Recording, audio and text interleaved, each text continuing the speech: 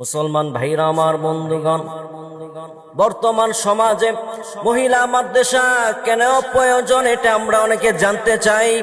একটা মা যদি দিনদার হয়, পুরা জাতিকে দিনদার বানানো সম্ভব। যেমন ধরেন আব্দুল কাদের জিলানী রহমাতুল্লাহি আলাইহি, তিনি যখন 7 বছর বয়স তিনি বাবা হারাইলেন। মায়ের মনে বড় আশা সন্তানকে আলেম বানাবে।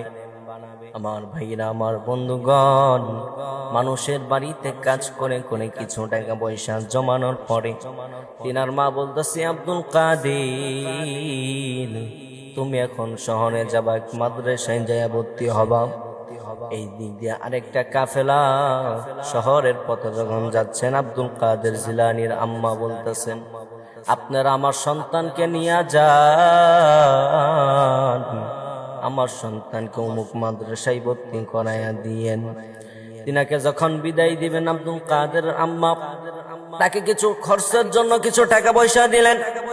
এই টাকাগুলো সে নিলেন, নেওয়ার পরে আরো কিছু টাকা দিলেন মাদ্রাসায় ভর্তি হওয়ার জন্য। এই টাকাগুলো আব্দুল কাদেরকে নিলেন। আব্দুল কাদের যখন কিছু দূর চলে যায়, তিনার মা বলতেছে, আব্দুল কাদের এদিকে নে নে বাবা, তোর কোমর একটা বেল বেঁধে দিলাম, এটার ভিতরে কিছু টাকা পয়সা আছে। এই টাকা পয়সা যখন তুমি এই সময় খরচ করবা, যখন আসরের পরে অনেক ছাত্র ছাত্রীর গার্জিয়ানরা আসবে, অনেকের আব্বু আম্মু আসবে, তারা তো তাদের সন্তানের জন্য মজা কিনে আনবে। ও বাবা, তখন তো তোমার মন খুব খারাপ হয়ে যাবে, কারণ আমার তো যাওয়া ওইখানে সম্ভব না। এই টাকাগুলো দিয়া তুমি ওই সময় মজা কিনে খেও। এবার আব্দুল কাদেরকে বলতেছেন, বাবা তবে আমার একটা নসিহত, মৃত্যুর আগে কখনো মিথ্যা কথা বলবি না, এটা আমার মার নসিহত। বাবা তুই আমাকে ওয়াদা দে, মৃত্যুর আগে তুই কখনো মিথ্যা বলবি না। জোরে বলুন, কোন সময়? মৃত্যুর আগে মিথ্যা কথা বলবি না। এবার আব্দুল কাদের যখন চলে যাইতেছেন মাদ্রাসার দিকে, ওই শহরের দিকে কাফেলার সঙ্গে যখন চলে যাইতেছেন, আমার ভাইরা আমার, বন্ধুগণ, রাস্তার মধ্যে ডাকাতের আক্রমণ করলো ওই কাফেলার উপরে। ডাকাত দলের সর্দার সব, তারা ডাকাতরা সকলের কাছ থেকে সব জিনিসগুলা লুটপাট করে নিল। আমার ভাইরা আমার, বন্ধুগণ, আব্দুল কাদের জিলানী রহমাতুল্লাহি আলাইহি তিনি এক পাশে দাঁড়ানো 7 বছরের ওই যুবক। আমার ভাইরা আমার, বন্ধুগণ, ডাকাত দলের সর্দার বলতেছে, ও বাচ্চা তোমার নাম কি? বলে, আমার নাম আব্দুল কাদের। বলতেছেন, আব্দুল কাদের তোমার কাছে কিছু আসেনি? বলে, হ্যাঁ আমার কাছে কিছু টাকা পয়সা আছে। বলে, দাও দাও, টাকাগুলা দাও। আব্দুল কাদের জিলানী তিনার টাকাগুলা দিয়া দিলেন। সকলের কাছ থেকে যখন সকল জিনিসগুলা নিয়ে তারা চলে যাইবে, কিছুদিন যাওয়ার পরে ডাকাত সর্দার ঘুরে দাঁড়ায় বলতেছেন, ও বাচ্চা আব্দুল কাদের, তোমার কাছে আরো কিছু আসেনি? এবার আব্দুল কাদের কোনো কথা বললেন না। ওরা কিছু দূর চলে যাওয়ার পরে আব্দুল কাদের ডাক দিয়া বলো, ডাকাত সর্দার দাঁড়াও, আমার কাছে কিছু টাকা আছে।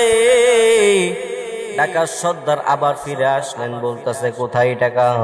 এবার আব্দুল কাদের জিলানী তিনার কোমরের বেল্টটা খুলে দিলেন, বলতেছে, এইটার ভিতরে সেলাই করি আমার আম্মা আমার জন্য কিছু টাকা দিয়ে দিছিলেন। এবার ডাকাত সর্দার তিনি একটু চিন্তায় পড়ে গেলেন।